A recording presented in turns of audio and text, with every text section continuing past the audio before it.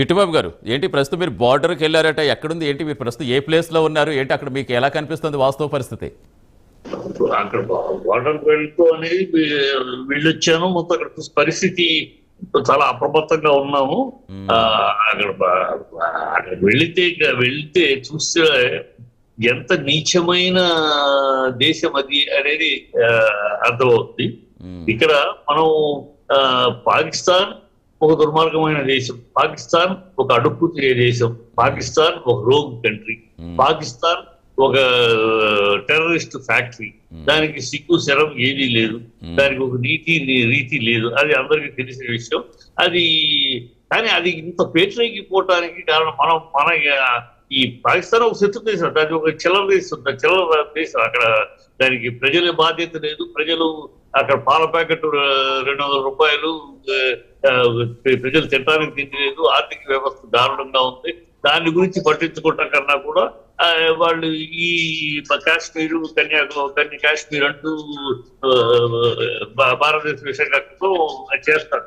కానీ ఇవాళ అక్కడ జరుగుతున్న పరిస్థితి మనం అప్రమత్తంగా ఉండాల్సిన పరిస్థితి ఉంది. జరుగుతున్నది భారతదేశం భారతీయులందరూ కాండ్రించి ఉప్పు వస్తే ఆ ఉప్పుతో కొట్టుకుపోయే దేశం. ఆ దేశం అలాంటి దేశం, అలాంటి స్థాయి ఉన్న దేశం ఇవాళ ఇంత స్థాయికి లెక్కిస్తుంది అంటే దానికి కారణం ఎవరు? బయట చైనా లాంటి దేశము, ఇంకోటే కాకుండా మన అంతర్గత శత్రువులు ఉన్నారు మన దేశంలో ఉన్న అంతర్గత శత్రువులు. ఇప్పుడు అదే ప్రమాదం.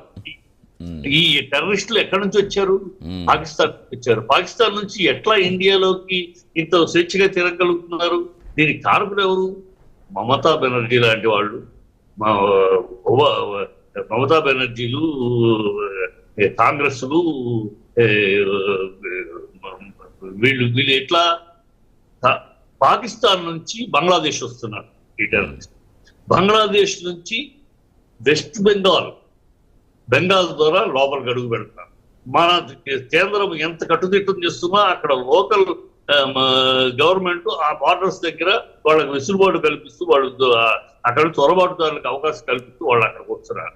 వచ్చిన వాళ్ళని తరిమి కొట్టకుండా మమతా బెనర్జీ లాంటి వాళ్ళు, ఓవైసీ లాంటి వాళ్ళు తరిమి కొట్టాల్సిన అవసరం తరిమి కొట్ట వాళ్ళకి Aadhaar card, ration card, voter ID ఇప్పించి వాళ్ళని ఓటర్ ఓట్ బ్యాంక్ కోసం అలాంటి దౌర్భాగ్యాలు చేసి దాన్ని అఖిలేష్ యాదవ్ అంటాడు సమర్థిస్తూ, కాంగ్రెస్ లో అంటాడు సమర్థిస్తూ, రోహింగ్యాస్ ని మయన్మార్ నుంచి తరిమేస్తే, వాళ్ళు చైనా గేట్లు మూసేస్తే, వాళ్ళు పాకిస్తాన్కి వస్తే పాకిస్తాన్ మా వల్ల కాదని చేతులు ఎత్తేస్తే, ఆ తర్వాత వాళ్ళు బంగ్లాదేశ్కి వస్తే బంగ్లాదేశ్ లో హసీనా కూడా కొన్నాళ్ళు చూసి అమ్మమ్మ వీళ్ళతో మా వల్ల కాదు, వీళ్ళు టెర్రరిస్ట్ యాటిట్యూడ్ వీళ్ళతో కాదు అని తరిమేస్తే, వాళ్ళకి ఈ ఓవైసీ లాంటి వాళ్ళు లీగల్ ఐడి ఇస్తాను, ఆర్థిక సహాయం చేస్తారని వాళ్ళని ఎంకరేజ్ చేసి ఇవాళ హైదరాబాద్ లో రోహింగ్యా సెల్స్ ఉన్నాయంటే, ఈ టెర్రరిస్ట్ సెల్స్ ఉన్నాయంటే కారణం వీళ్ళు కాదు. ఈ దౌర్భాగ్యులు వీళ్ళ రాజకీయాల కోసం వీళ్ళు ఈ ఓట్లు బ్యాంక్ కోసం చేసిన వాళ్ళు ఇవాళ వాళ్ళకి ఎప్పుడైతే ఆధార్ కార్డు వస్తుందో, ఎప్పుడైతే ఒక రేషన్ కార్డు వస్తుందో, వాడిని ఎవడు ఆపగలడు ఈ దేశంలో? ఆపి చూపిస్తాడు. అట్లా అలా చొరబడి అట్లా ఒక గ్రూప్ ఫామ్ చేసుకుని చేస్తున్నారు. ఇది అరికట్టవలసిన, అందుకని అంతర్గత శత్రువుల ముందు. అందుకని మన మోడీ గారు కానీ అమిత్ షా గారు కానీ టెర్రరిస్టులు కాదు, వాళ్ళని సమర్థిస్తున్నా, వాళ్ళని ఆదరిస్తున్న వాళ్ళని కూడా అంతు చూస్తామని చూడాలి, ఖచ్చితంగా చూడాల్సిన అవసరం. ఇవాళ అందుకే ఇలాంటి వాళ్ళు ఈ రాజకీయ పరిస్థితి వల్ల వాళ్ళ పేరు అప్సార్ ఎంత అండి పాకిస్తాన్, వాళ్ళ దగ్గర 20 కోట్లు ఉంటే వాళ్ళ అదే మన దేశంలో 10 కోట్లు ఉన్నారు. వాళ్ళు ఎంత, వాళ్ళ బతుకెంత? తాండ్రిచ్చి మూస్తే ఆ ఉమ్ములో కొట్టుకుపోయే బాబత్తు వాళ్ళు ఇంత దూరం లెగుస్తున్నారంటే కారణం మనమే, మనలో ఉన్న రాజకీయ క్షుద్రులు. ఇక ఇది ఎప్పుడో సమస్య అసలు, ఇది నెహ్రూ గారి కాలంలో ఏర్పడిన సమస్య కాదు. ఆనాడు వల్లభాయ్ పటేల్ గారు చెప్తే ఆనాడు హైదరాబాద్ ని సంస్థానం కలిపేసేవారు. ఆనాడు నెహ్రూ గారు ఆయన శాంతి దూత అని పేరు ప్రపంచం చెప్పించుకోవడం కోసం దాన్ని యుఎన్ఐకి పంపించి రావణ కాష్టంలో కలిగించి డెఫినెట్ గా మీరు చెప్పింది ఒకటి వ్యాలిడ్ పాయింట్. పక్కన ఉన్న వాళ్ళు కాదు, పక్కలో బల్లెంలో ఉన్న వాళ్ళని మనం పట్టుకోకపోతే ఎప్పటికైనా ప్రమాదం పొంచుకుంటుంది. డెఫినెట్ గా వాటి మీద దృష్టి పెట్టాల్సిన అవసరం ఉంటుంది. ఇంతటితో ఆగకూడదు, ఇది ఆగకూడదు. జరుగుతుందని వాళ్ళేం దొంగ దెబ్బ తీసేవాడిని ఎప్పుడు నేరుగా పోరాడేవాడితో ధైర్యం వేరండి. ఈ పాకిస్తాన్ వాళ్ళు దొంగ దెబ్బ తీసేవాడు, దొంగతనపు చిల్లర వేషాలు వేసేవాళ్ళు. ఇప్పుడు వాళ్ళు ఏంటి, వాళ్ళకి రక్షణ కవచం ఎవరు? మదర్సాలు, హాస్పిటల్స్, స్కూల్స్. వాళ్ళని ముందు పెట్టుకుని వాళ్ళ ఎక్స్టర్నల్ అఫైర్స్ మినిస్టర్ కూడా చెప్పారు కదా, మా మొదటి దశ అది అని. వాళ్ళ ముందు వాళ్ళని పెట్టుకుని ఇలాంటి చిల్లర అంటే మనం కొట్టామనుకోండి, అదిగో మా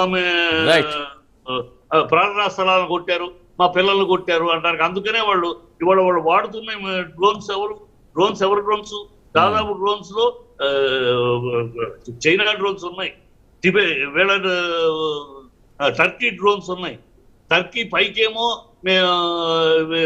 సపోర్ట్ చేయనట్టేసి దొరికిన డ్రోన్స్ దొరికితే, కుడిపోయిన డ్రోన్స్ దొరికితే అవి టర్కీ నుంచి వచ్చినాయి, కొన్ని చైనా నుంచి వచ్చినాయి. ఈ పైకి మాట్లాడుతూ వాళ్ళు సమర్థిస్తూ పంపిస్తున్నారు.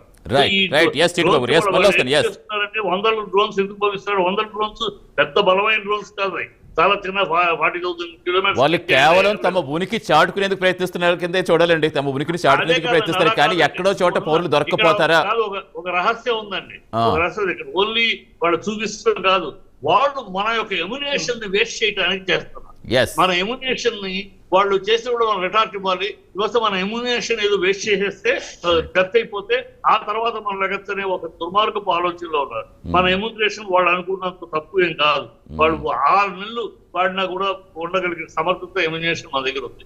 ఇక్కడ జరుగుతున్న డ్రామా అది. వాళ్ళు ఎట్లా, అందుకని చిల్లరగా చిన్న చిన్న వాళ్ళు చేస్తారు. మన భారతదేశం చేయాల్సిన విషయం డెఫినెట్ గా కేవలం ఏదో ఇప్పుడు యుద్ధం జరుగుతుందని కాదు. మన భారత సైన్యం ఎప్పుడూ అప్రమత్తంగానే ఉంటుంది, ఎప్పుడూ ఎల్ఓసి వెంబడి ఖచ్చితంగా ఎప్పుడు కూడా 24 గంటలు శ్రమిస్తూనే ఉంటుంది అహర్నిశలు. కాబట్టే ఎప్పుడు మనకి ఇక్కడ ఎలాంటి నష్టం జరగడానికి మన భారత సైన్యం తీవ్ర ప్రయత్నం. కంటిన్యూ చేద్దాం. సుబ్బారావు గారు, ప్రపంచవ్యాప్తంగా చెప్పాలి, ఇక్కడ ఒక విషయం చెప్పాలి. వస్తారు, మళ్ళీ వస్తారు మీ దగ్గర చిట్టుబాబు గారు. ఒక్క నిమిషం. ఎప్పటికప్పుడు వాళ్ళు చేయటము, మనం దానికి రియాక్ట్ అవటము కాకుండా ఇప్పుడు తీసుకోబోయే స్టెప్ ఏంటంటే, డ్రోన్స్ ఎక్కడి నుంచి వస్తున్నాయి మన దేశానికి తెలుసు, మన మిలిటరీకి తెలుసు. ఆ వచ్చే స్థలాన్ని కొట్టాలి, టార్గెట్ చేయాలి. ఆ మొదలయ్యే ఎక్కడి నుంచి కూడా మొదలవుతా తెలుసు మన దేశానికి. మనం ఆటని కొట్టాలి. వాళ్ళు వచ్చినాక, మన పౌరులు 10 మంది చనిపోయినాక, 2-3 చనిపోయినాక అప్పుడు మనం రియాక్ట్